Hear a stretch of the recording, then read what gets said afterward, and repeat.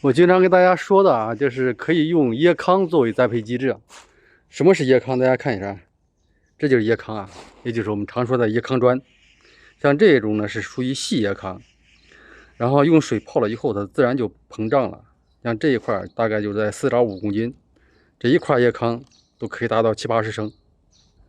这一种大家看一下，这一种是粗椰糠，你看都是那种筷子啊。粗叶糠的优势就是透气性非常好，但是呢保水性很差；而细叶糠呢优势呢就是保水性非常好，但是透气性就比较弱了。欢迎来到付老师团队简易无土栽培基地，我是泰哥。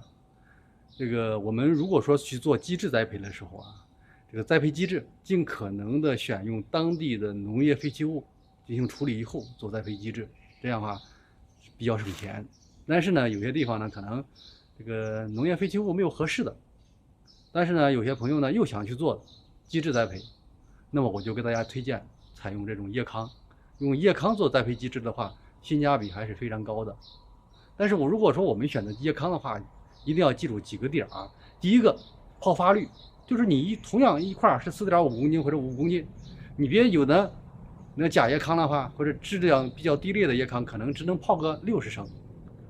如果说质量比较好的一块同样的重量，它能泡到这个70升、80升，这样的话它透气性会非常好。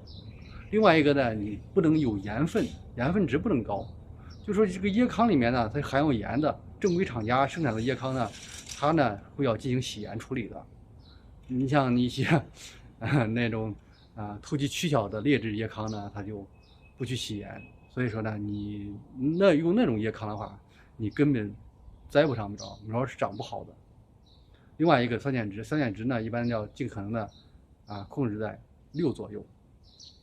另外一个呢，有时候好比说我们可以利用当地的一些资源呢，和椰糠搭配着使用。你好比你用蚯蚓粪，你可以蚯蚓粪配粗椰糠，或者是用牛粪配椰糠，这样的情况下，即便牛粪发酵的不彻底，但是它的和椰糠搭配以后呢，它的用量低了，被稀释以后，那么你这个苗呢，相对说也会好很多。